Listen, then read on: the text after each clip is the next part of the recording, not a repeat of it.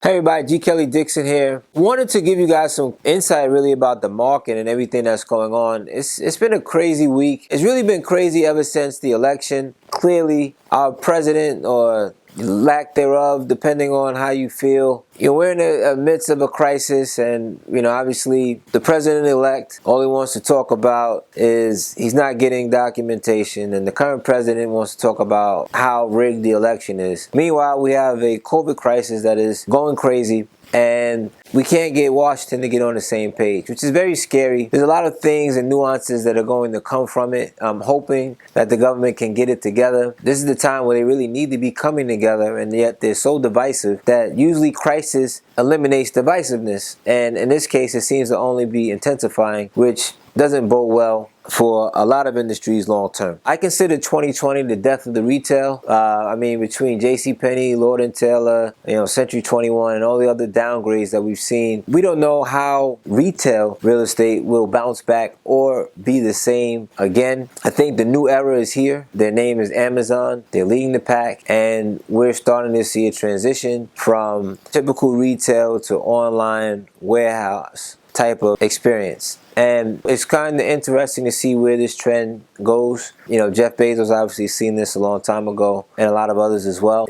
Companies are being transitioned online to take advantage of really what's going on. Are people going to feel comfortable walking in stores? We don't know necessarily. It's time to really just wait and see. I've never obviously lived through anything like this, with the COVID crisis and everything that's going on in 2020. We have a lot of municipalities that nobody's talking with. They're really hurting. We're talking about another potential shutdowns. We're going to see if it shuts down again. We're seeing a lot of businesses go out. I think at least the one consensus is that the government is trying to do everything possible to try to avoid having businesses shut down. But it seems like the inevitable is and will happen eventually. Right now in New York, we have schools that just shut down, so no in-person learning in schools. Yeah, restaurants and gyms are still open. Go figure. They say, don't gather with family, particularly more than 10 people. And then this is the news, and you go to commercial break, and come to Black Friday, shop. So there's a lot of contradictory going on.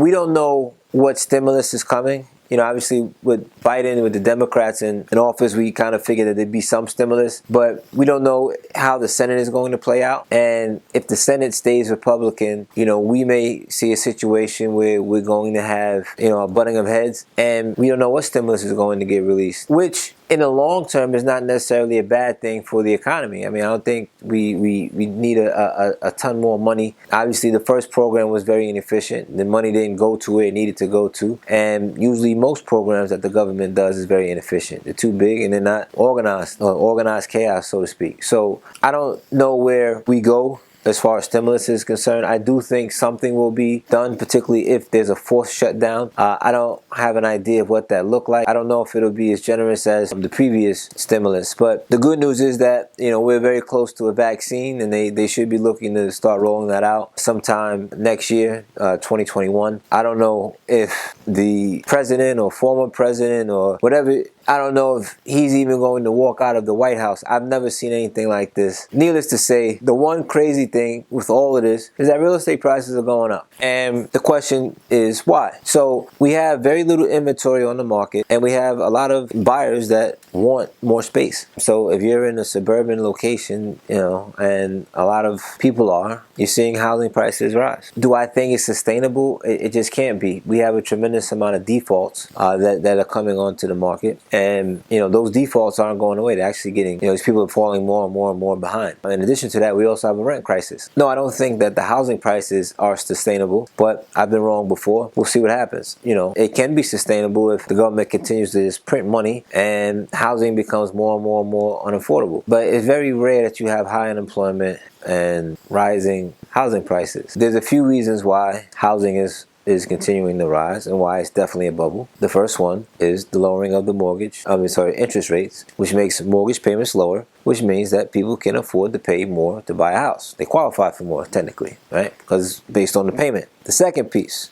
of why housing prices would continue to rise. Well, like I said, it's the lack of inventory, right? It's not a lot of people putting their property on the market. So the ones that are putting their property on the market, they're getting top dollar. So we don't know how this adjusts. It's very unclear how this is going to play out if things begin to shut down, but we can pay attention and stay tuned. And if we start seeing things shut down and freeze up again, I think that housing prices kind of stick. Eventually they have to fall, and we're going to see a fall or a flat. And usually if things are staying flat for a long time, eventually it'll come down.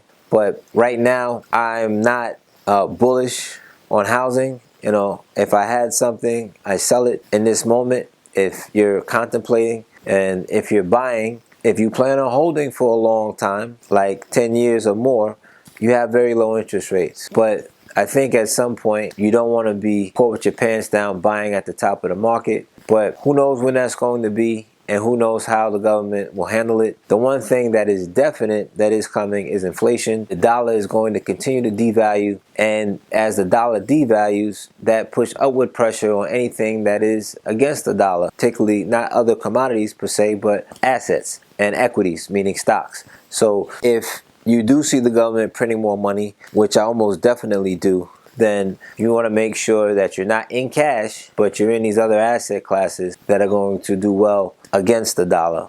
And obviously, long term, I think real estate will bode well. Even with the price fluctuations, everybody still needs a place to rent. And I'm very bullish on multifamily long term because of this issue. And I'm also, believe it or not, bullish on hotels. I think people will start touring again, vacationing again. And obviously, once they start vacationing, they're going to need a place to stay as well. And hospitality kind of fulfills that need. So, that being said, hopefully we'll see where things go next week. And if I don't hear from you guys, I wish you guys a very happy holiday season. Be safe.